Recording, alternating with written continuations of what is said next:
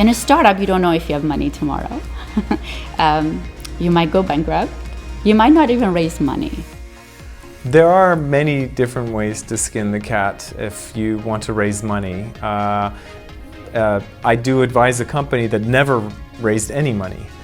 تکنولوژی بیزنس ها خیلی افیشنت هستن اغلبشون و اونقدر اینوستمنت لازم ندارن و خیلی موقع بیزنس هایی که کمترشون اینوست شده خیلی سکسسفول تر بودن.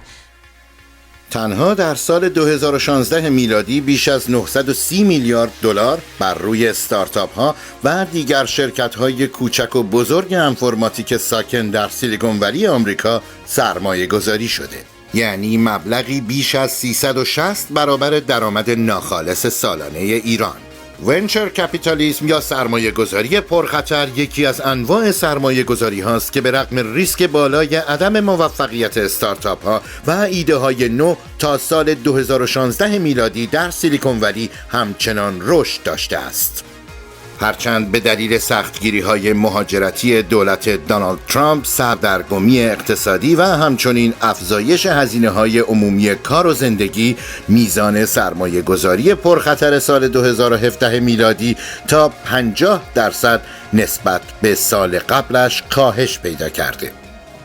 You know, competition can take you over very quickly. So oftentimes if you have big ideas, you do need big money behind making them happen. The way to go here in the Valley and a lot of places around the world is to go to venture capitalists, what we call VCs.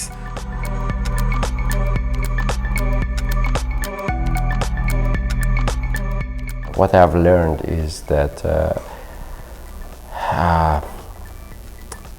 because of diffusion of knowledge, anytime you think an idea is good, I guarantee you at least 5, if not 10 other companies right at the same time or ahead of you already have that kind of idea somewhere else, independent of you, somewhere else in this planet. In my experience, ideas are a dime a dozen. I don't care much about ideas. I don't care about how many patents people have because ideas are a dime a dozen. It's execution that matters, and what does an entrepreneur do with an idea that matters.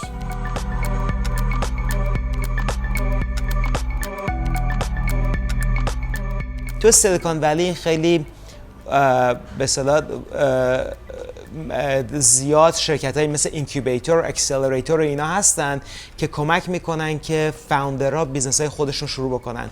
اینجا وقتی شما میرید دنبال پول بزرگ، یک در واقع شرکت رو خیلی دقیق نگاه میکنن، مارکت رو خیلی دقیق نگاه میکنن، خیلی اون پروسه‌ای که میرین تا برسین به پول چندین ماه طول میکشه که برای استارتاپ کوچیک 4-5 نفری 6 نفری که هنوز خیلی فوکوسش روی خود محصوله و هنوز خیلی چیزا نمی‌تونه، علامت سوال خیلی زیاده، هیچ جوری نمیتونه دقیق باشه.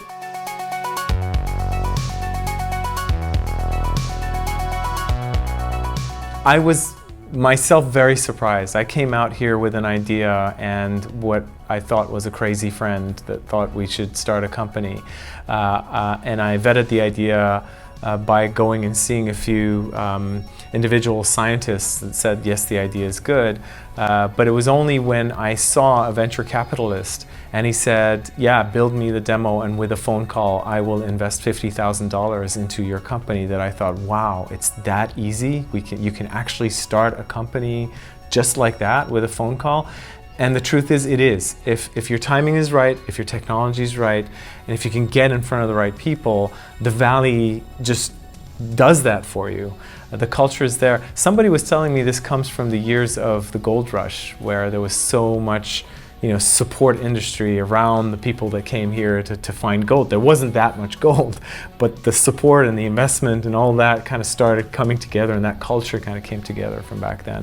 And it's certainly there. There's been a lot of attempts to build Silicon Valleys elsewhere, but I still think this place has got it nailed.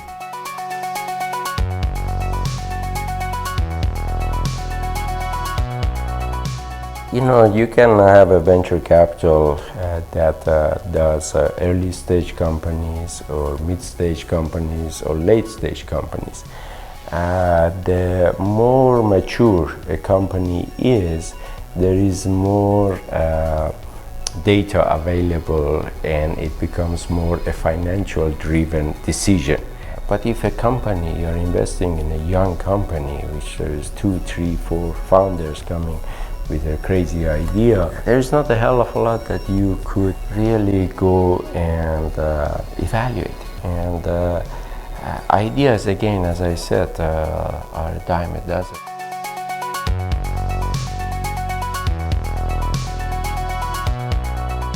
شما تعداد مجهولایی که دارین خیلی زیاده و ببینید اگرچه یک برنامه‌ریزی می‌کنین ولی هر کدوم از این مجهول‌ها شروع کنه یک جوری بره که شما پیش بینی نکردین که همیشه هم اتفاق میفته، برنامه شما کاملا عوض میشه. بنابراین انجل اینوستورها وقتی اومدن وسط گفتن ما پول میذاریم تو بدون اینکه خیلی دقیق و دراز مدت شروع کنیم، دراز مدت منظورم مثلا 2 ماه 3 ماه شروع کنیم جزئیات این بیزنس رو نگاه کردن. در واقع به نوعی اعتماد به کسایی که دارن کارو شروع میکنن، به فاوندرها، یه احساس اینکه آیا اون پروداکت شما نگاه میکنین باهاش ارتباط برقرار میکنین، به نظرتون آینده داره یا آینده نداره. So just relying on an idea regardless of how good it appears is not going to cut it.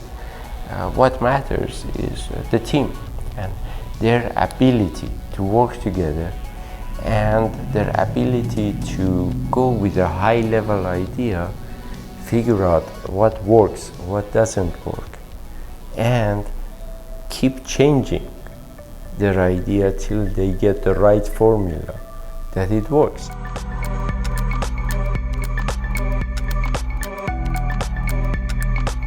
I think time is one thing that startups have on their side, is that they build faster. They're much more fluid in a sense that they can change things. And there is not a mass of financial responsibility on them because there's no mass production at that time. And it makes their employees think that they have more openness of coming up with ideas or re-innovating what they were thinking. One day you have this idea of a product, and the next day you can pivot that product and change it according to the market and what's happening in the market.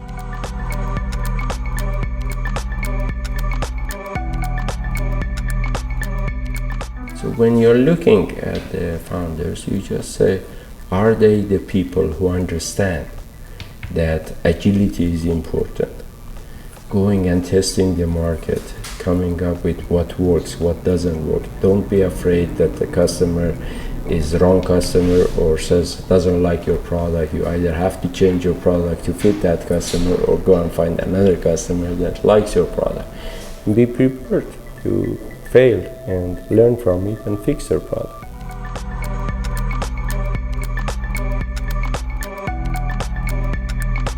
There are different stages for a company. So very, very early stage, if it's just an idea and a demo, typically here in the Valley we get what we call angel money. These are individuals and sometimes groups of individuals that band together and they give you money to bootstrap the company.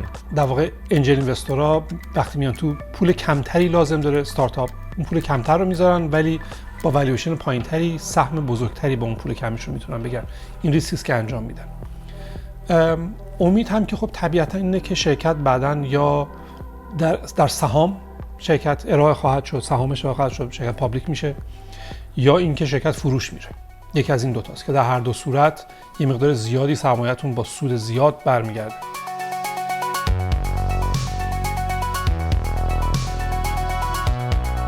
In Silicon Valley, there's a lot of jargon that gets thrown around.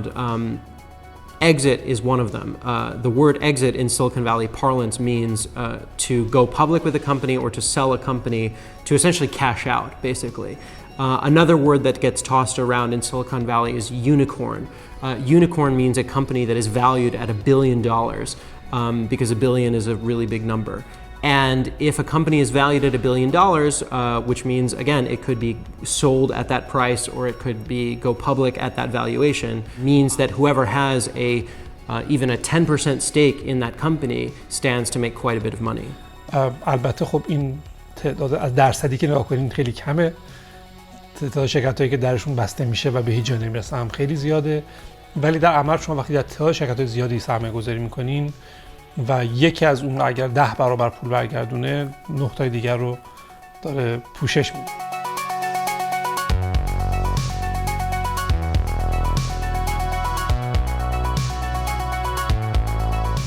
کامران الهیان از کارآفرینان موفق ایرانی آمریکایی و رئیس هیئت مدیره شرکت سرمایه گذاری Global Catalyst Partners است.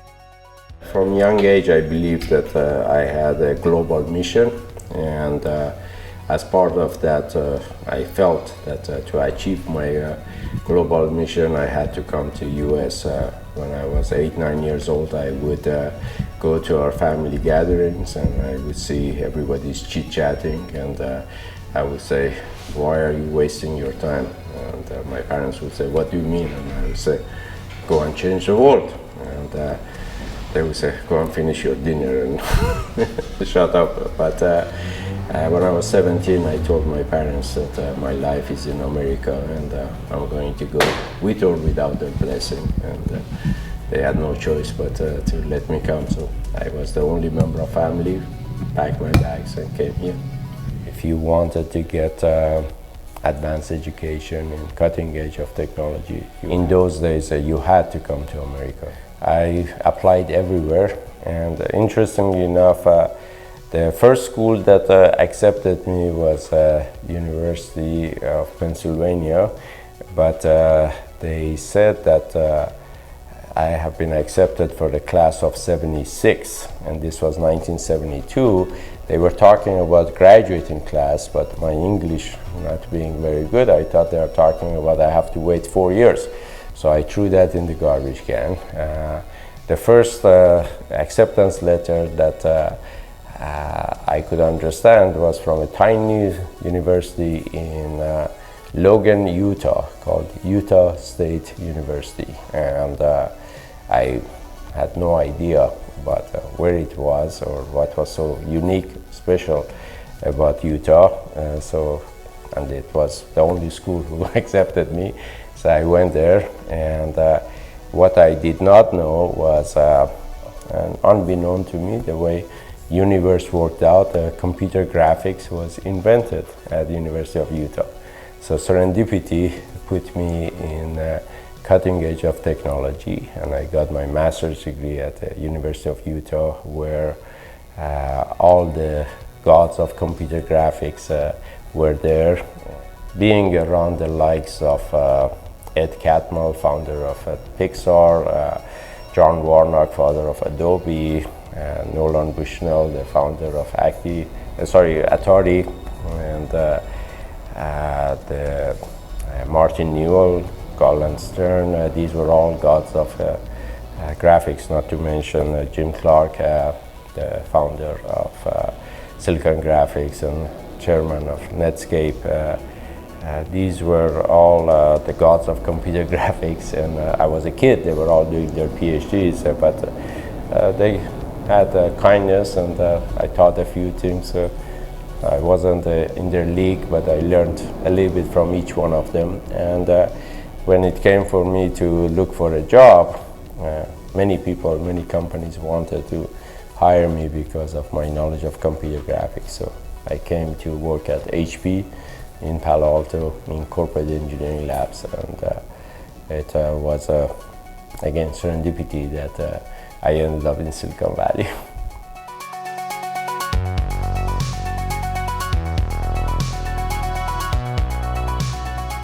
کامران در نزدیک به 3 دهه فعالیت بیش از 10 شرکت تأسیس کرده است. او تا به حال صدها میلیون دلار در شرکت‌های پیشروی فناوری سرمایه گذاری کرده، چندین بار شکست خورده و صدها میلیون دلار را از دست داده است، اما هرگز مایوس نشده و نهایتاً تا امروز مجموع شرکت‌هایش را به مبلغی نزدیک به 1300 میلیون دلار فروخته است. That first company that we started before I was 30 years old was acquired by Tektronix for $75 million, and it was a big deal because in those days young people were not starting companies, especially immigrants were not the CEOs. So it was a huge thing. And after that, I started 9 other companies, and altogether, 3 of them failed. I got fired twice and learned a lot from my mistakes. 6 of them were successful, and of the 6 which were successful, 3 of them were merger acquisitions and 3 were IPOs. The 3 who were IPOs all were what we call unicorns, the multi-billion-dollar IPOs.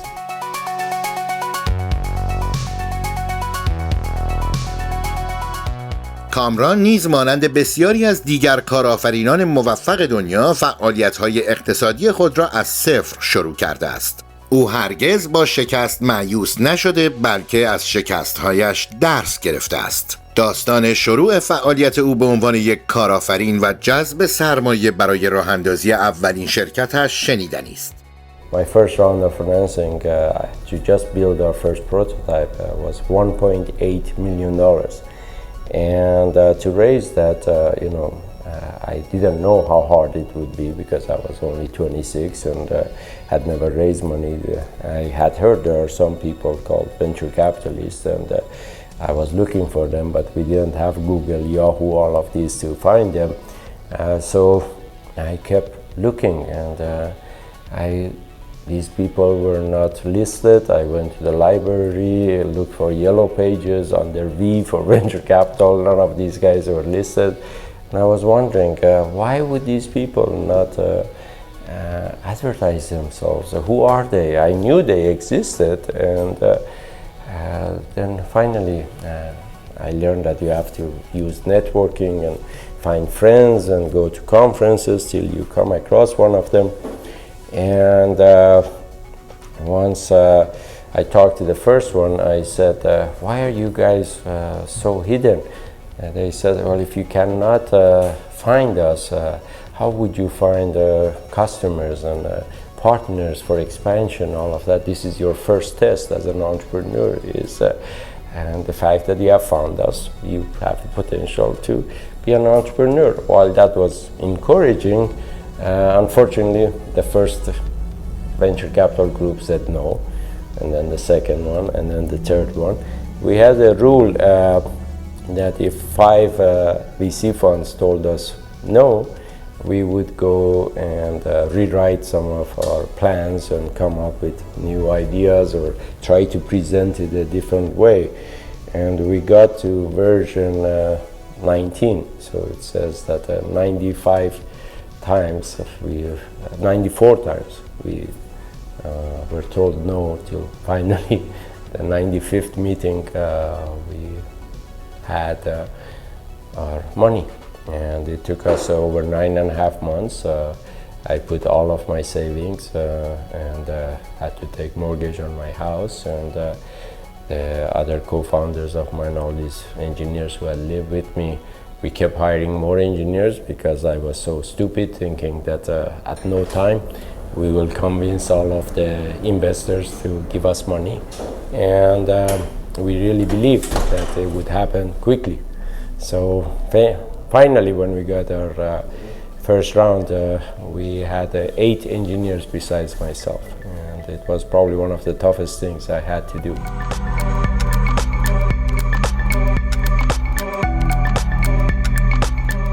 کامران و دیگر کارآفرینان موفق سیلیکون ولی همه بر این باورند که امروزه و با اطلاعات و دانش آنلاین موجود که در اینترنت در دسترس همگان قرار دارد، راه‌اندازی و به نتیجه رساندن یک استارتاپ بسیار ساده تر شده و برای موفق بودن نباید حتما به سیلیکون ولی رفت. We are in a unique position on evolution of our species that because of broadband, you don't need to be in Silicon Valley. You don't need to go to Stanford to start a company. You can start a company from anywhere in the world. And I travel in many developing countries. And it's a very unique situation that most of the content that top universities in the US or Europe have is available, many of that free online.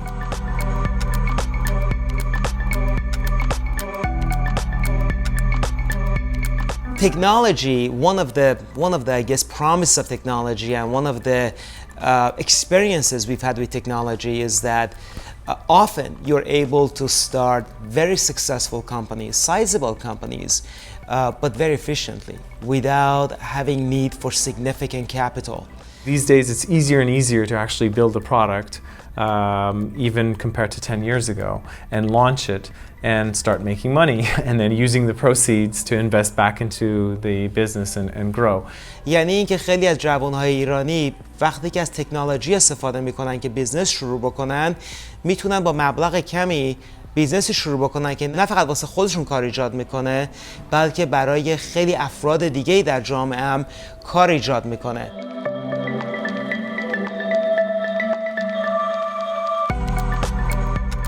Because young people all over the world have good brains, all they need is use their brains and learn coding, learn high-tech entrepreneurship, and learn how to move bits around.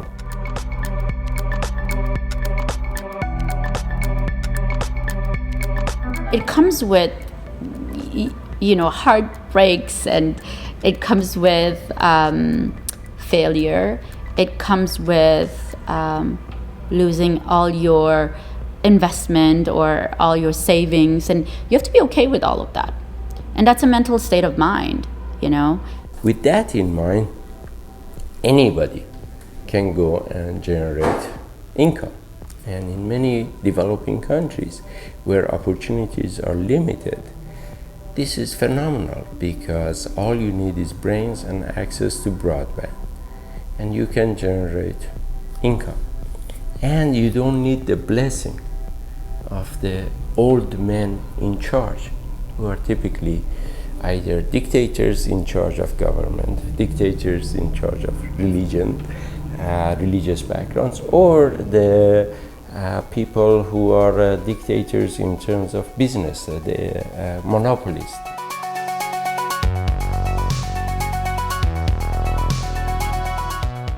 Universal philanthropy, meaning that we all collectively as humanity, we care about the problems that we collectively face and we all want to participate in solving those problems. I see many companies in Silicon Valley that the CEOs, the boards, they say that, well, once a company is successful enough, then we'll start giving. The fact is, what is success? How do we define that? And what happens is that Silicon Valley, which is not really made up of the big names like Facebook, we have those, but it's primarily made up of thousands and thousands of small startups that many of them will never become a substantial business, but it doesn't mean they cannot give. And it doesn't mean that they have to give also in the form of cash. They have many bright minds that they've collected. They have sometimes products and services that could be used for solving problems of the world also.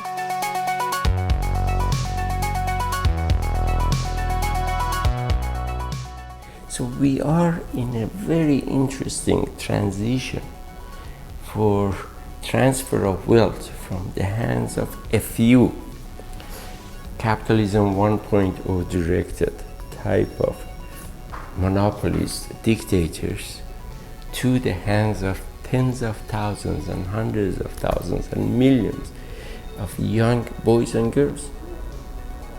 The transfer of wealth in their hands, and with wealth comes power. We never had this thing in evolution of our species, so we are in a real golden age that we could transform the world, and that's why our foundation has been so much involved on, first of all, go and use high tech to educate the youth, empower the women. Second of all of my companies that I started and all the companies that I financed were in the business of making broadband available with higher speed, lower cost, and making your access points, your laptops, your mobile phones, all be smaller, longer battery life and lower cost, so that everybody in the planet could have access to this. And the advisory work that I do right now into all of these countries in Middle East, in North Africa, Central Asia. And the work that I do in Africa is all directed towards helping bring electricity everywhere, broadband everywhere, and open up, create innovation jobs everywhere, and remove the power of these major dictatorships run by old men to the hands of young men and women.